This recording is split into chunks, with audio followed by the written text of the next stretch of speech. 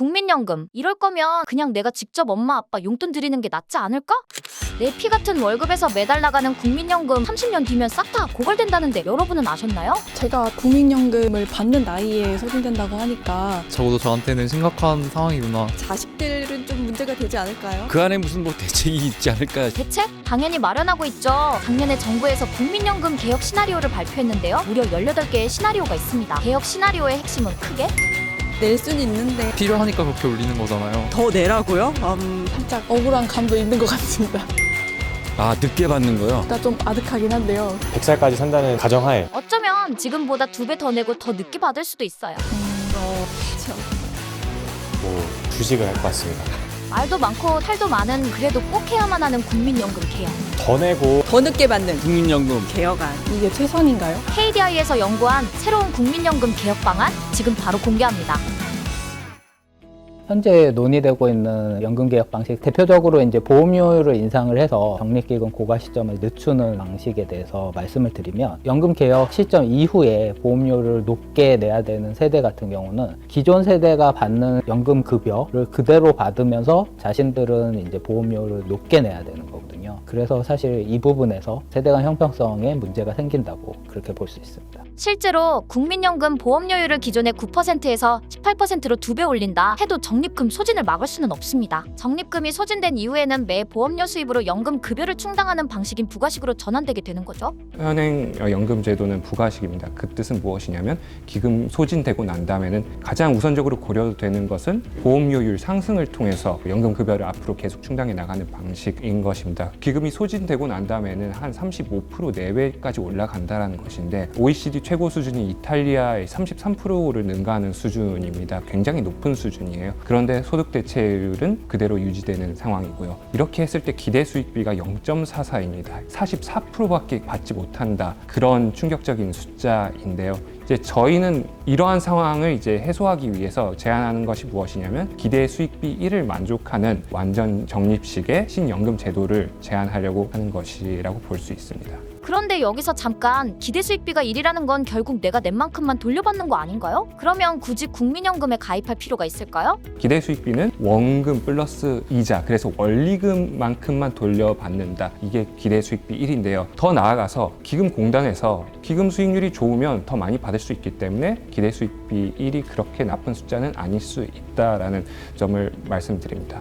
또 한 가지, 이제 최근 10년간 조사를 해보면 국민연금 기금 수익률은 시장 수익률보다 더 높았다라는 결과가 나옵니다. 개인들이 직접 투자할 때 평균적으로 기대 수익비 1에 미치지 못할 수도 있다라는 결론이 나기 때문에요. 국민연금 수익률이 생각보다 나쁘지 않다라고 말씀드릴 수 있을 것 같습니다. 완전 적립식의 신연금 제도는 개혁 시점부터 납입되는 모든 보험료를 신연금의 연금기금으로 새롭게 적립하고 향후 기대 수익비가 1로 유지되도록 연금급여를 지급하는 제도입니다. 미래 세대가 만족할 만큼 연금을 지급하면서 적립금이 고갈되는 것도 막을 수 있는 거죠. 신연금 제도에서 보험료율을 15.5%로 했을 때 현행에서는 소득 대체율이 40%인데 그만큼의 연금 수준을 유지할 수 있다라는 결과가 나왔습니다. 하지만 연금 개혁을 통해 신연금 제도를 도입하게 되면 개혁 이전의 기존 연금인 구연금의 적립기금이 부족한 상황이 발생하게 되죠. KDI에서 분석한 결과에 따르면 2024년 기준 구연금의 재정 부족분은 무려 609조 원 내외로 추정됩니다.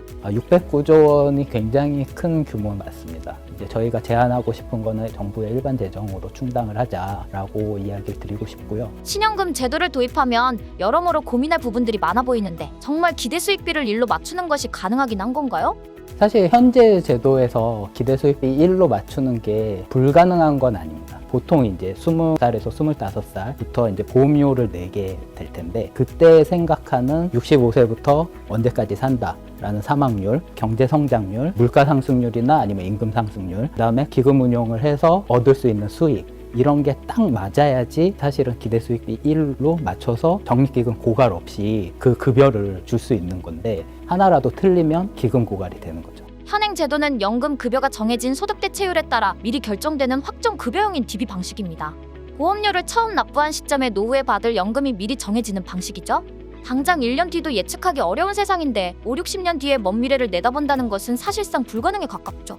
신연금에서는 연금 수급을 시작하는 시점을 기준으로 가입자가 납입한 보험료와 운용수익, 기대여명 등에 따라 실질 급여가 바뀌는 확정기여형 DC 방식을 적용하게 됩니다. DC형은 기존의 DB형보다 불확실성을 크게 줄일 수 있다는 점에서 매우 큰 장점이 있죠.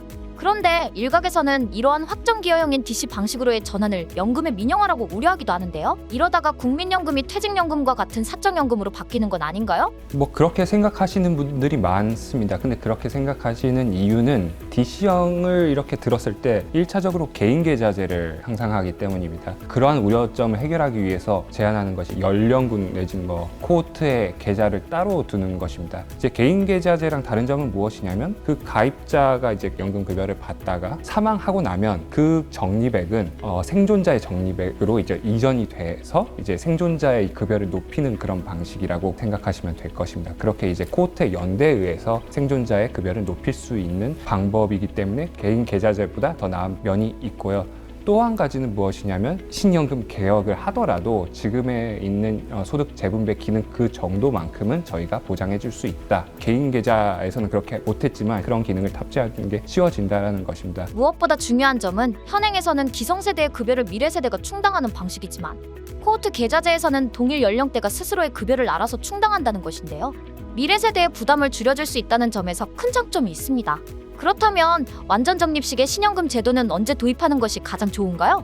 개혁이 늦춰지면 늦춰질수록 그만큼 사실은 부담은 더 늘어난다 라고 생각이 되고요. 구연금의 재정 부족분이 609조 굉장히 큰 규모지만 사실 연금 개혁이 늦춰질수록 그 재정 부족분은 계속 늘어나게 돼 있거든요. 만약에 현재 개혁을 못하고 5년 뒤에 개혁을 한다 라고 하면 200조 원 이상 더 커지는 미적립 부채 규모가 발생하게 되거든요. 그래서 구연금의 재정 부족분을 해결하기 위해서는 연금 개혁이 빠르면 빠를수록 그 규모가 줄어들 수 있다라고 말씀드릴 수 있습니다. 현재와 미래세대 모두를 만족시키는 완전 적립식 신연금 제도. 국민연금 구조개혁에 대한 우리 사회의 건강한 논의가 촉발되어 하루빨리 개혁이 이루어지는 것이 바람직하지 않을까요?